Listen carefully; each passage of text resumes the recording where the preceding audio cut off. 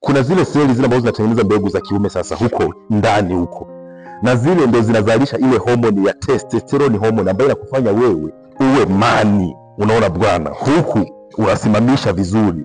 Ukiendekeza alcohol kamba, maana hizo seli zinaharibika my friend, na mama ni hivyo hivyo.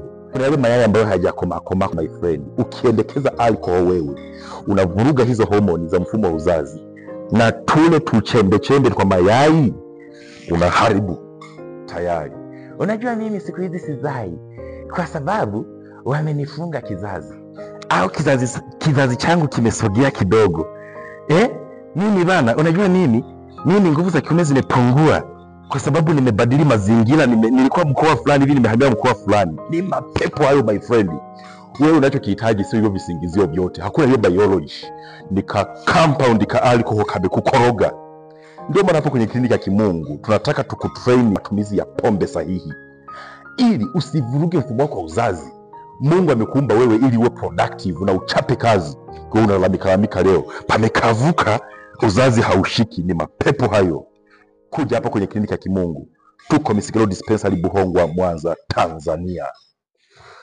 My friend, stay healthy, be productive.